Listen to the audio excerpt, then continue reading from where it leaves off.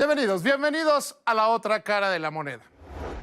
Uno de los grandes mitos o de esas modas que hay en materia económica que deben ser desmentidas, que tenemos que ver la otra cara de la moneda, es el crecimiento económico saca a la gente de la pobreza.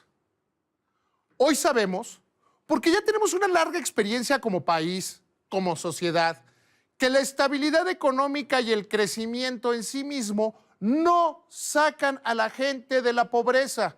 Y hay que preguntarnos seriamente por qué la gente no sale de la pobreza si no tenemos inflación o tenemos una inflación más o menos controlada, si hemos mantenido un promedio pobre de crecimiento, sí. Si la última crisis económica, que es lo que más pobres genera, las altas inflaciones, las caídas en la economía, fue a mediados de la década de los 90, ¿por qué no podemos superar los índices de pobreza nacionales? Y se trata por una razón muy sencilla. El crecimiento económico en sí mismo no resuelve ese problema.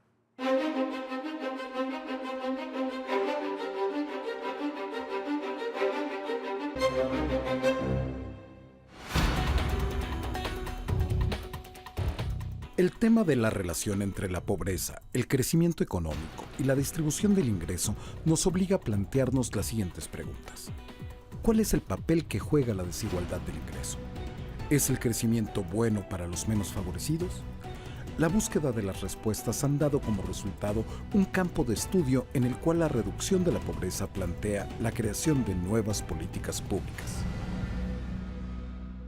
Quienes empezamos en los temas económicos a mediados de la década de los 80, estábamos convencidos de estas teorías que algunos les llaman neoliberales, en el sentido de que el crecimiento de la economía por sí mismo sacaba a la gente de la pobreza.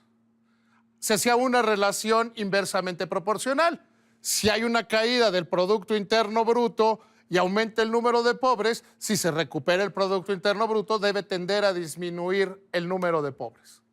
La realidad, en este país que ha tenido programas en contra de la pobreza desde la década de los 90, aquel cuando empezamos con Solidaridad de Carlos Salinas de Gortari, es que el crecimiento de la economía en sí mismo no funciona, no sirve para sacar a la gente de la pobreza.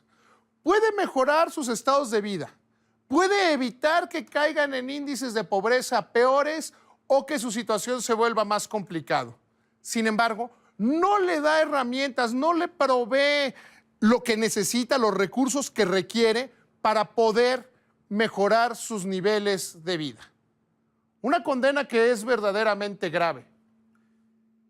Abuelo pobre, padre pobre e hijo que se mantiene pobre. ¿Cómo romper ese círculo? Si no es con el crecimiento de la economía, entonces tenemos que preguntarnos seriamente qué es lo que tenemos que hacer. Desde principios de la década de los 90, como le decía, cuando surgió Solidaridad, había dos grandes retos.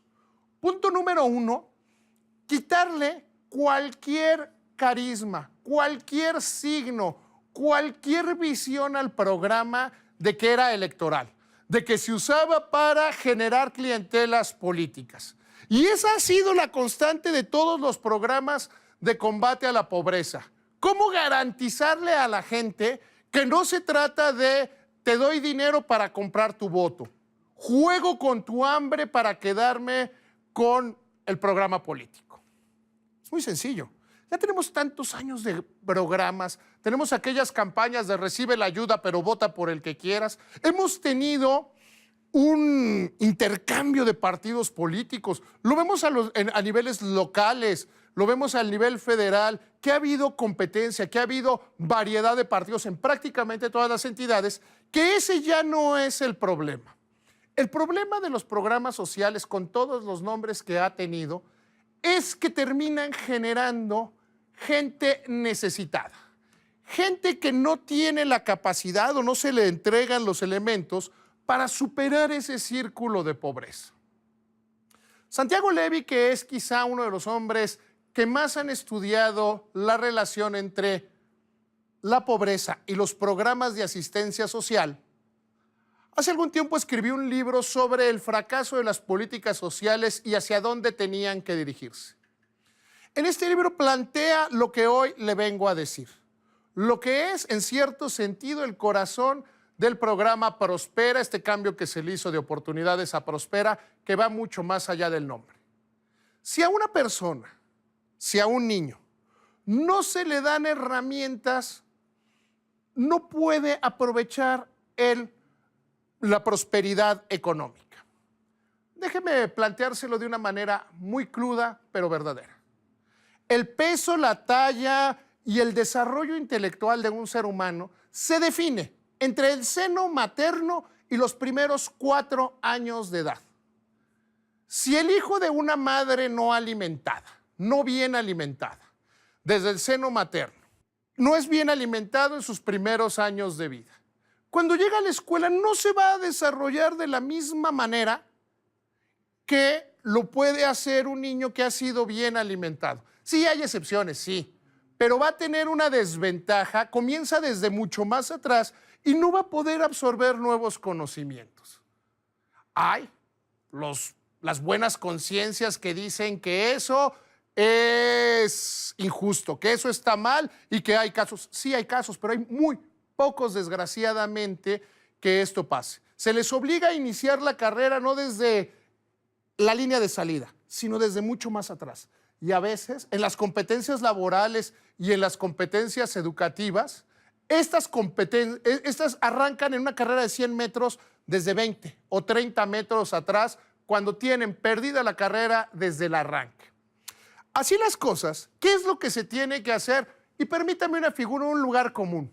No dar un pescado, sino enseñar a pescar. Y yo me iría más allá. Hay que reconvertirla. Hay que darle un pescado y enseñarle a pescar a las personas. Puedes decir, no, si te voy a dar educación y te voy a dar herramientas. No, tienes que resolver el problema urgente, el problema inmediato, y primero atender lo inmediato, lo urgente, y después lo importante, porque con base en eso se generan las posibilidades de que se desarrollen las personas. ¿Cuál es el gran cambio que tiene Prospera, o al menos en el planteamiento, y ojalá que se cumpla de una manera adecuada y correcta? Es justamente ese. Es decir, a ver, tenemos que ver por la alimentación, sí, por la salud, sí, pero también tenemos que ver por la educación y por la inclusión financiera. Uno de los grandes cambios que trae Prospera, en el cual me quiero concentrar, tiene que ver con la educación financiera. Hernando de Soto, uno de estos economistas especializados en analizar la pobreza, siempre ha dicho que los pobres no son tan pobres como parece, sino que tienen problemas graves para convertir lo poco que tienen en satisfactores. Si usted y yo tenemos título de propiedad de nuestra vivienda, podemos pedir un crédito.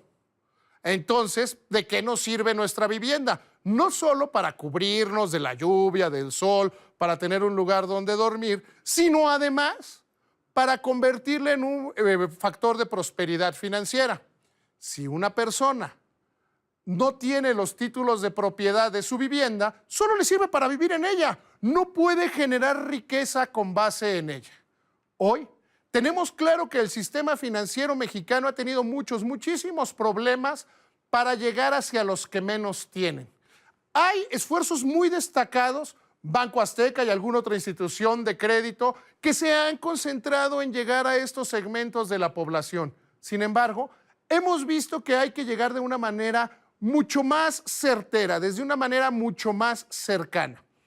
Y si empezamos damos el pez, les enseñamos a pescar y a tener crédito sobre lo pescado, estaremos generando oportunidades verdaderamente ciertas de crecimiento en la economía.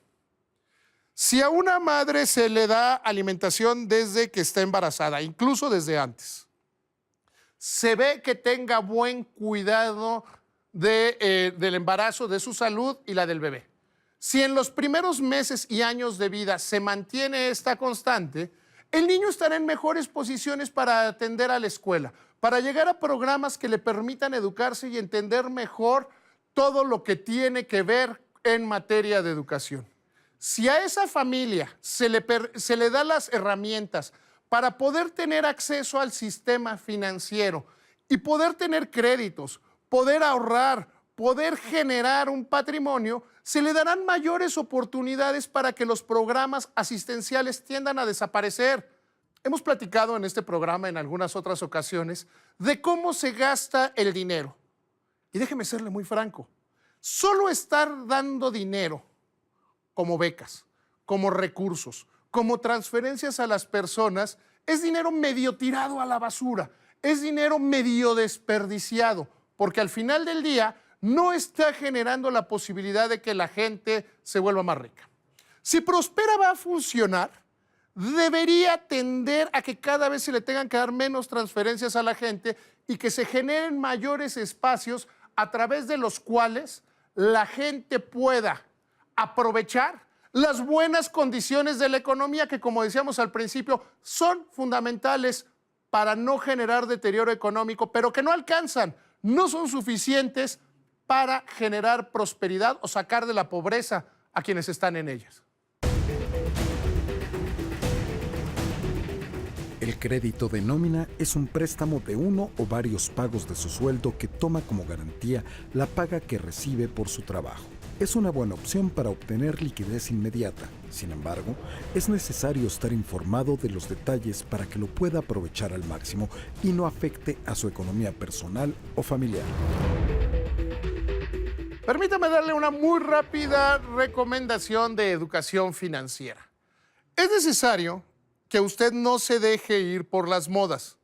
Durante los últimos años, los créditos de nómina se han puesto de moda, de una moda que llama verdaderamente la atención. No solo por aquellos que son ofrecidos desde la banca comercial, de la banca formal, sino de empresas creadas ex profeso. Para el otorgante de crédito es más o menos sencillo. Tiene a un trabajador cautivo, llega a un acuerdo con la empresa que le descuente antes de que el dinero llegue y su único riesgo es que el trabajador pierda su fuente de empleo. Eso está muy bien para ellos. ¿Y para usted? ¿Cuál es la primera pregunta que tiene que hacer usted ante un crédito de nómina? La que tiene que hacerse ante cualquier crédito. ¿Lo necesito? Y más allá de lo necesito, ¿lo puedo pagar? A veces creemos que porque el banco nos dice, tiene un crédito preaprobado, o llegamos a la terminal y nos dice, oiga, ¿quiere un crédito con su nómina? Nos suena muy bien, hasta nos sentimos medio importantes porque nos ofrecen esas cosas. Pero la primera pregunta que nos tenemos que hacer es, ¿lo puedo pagar? ¿Va a contribuir a que mi situación financiera esté mejor o me voy a meter en un problema? La segunda pregunta, que es simultánea, es, ¿para qué necesito el crédito? ¿Ese crédito me va a permitir ser más próspero o no? ¿Voy a usar el dinero para darme un lujito, un caprichito, o va a mejorar la calidad de vida de mi familia? Los créditos de nómina ahí están. Sí, y también cuando usted va a un bar está lleno de alcohol. Usted decide cuánto es lo responsable que debe beber y cuánto es lo que puede pagar. Lo mismo sucede con los créditos de nómina. La primera pregunta es, ¿lo puedo pagar? La segunda es, ¿lo necesito? ¿Me sirve? Porque para ellos es muy sencillo darle crédito. Gracias, que le vaya muy bien.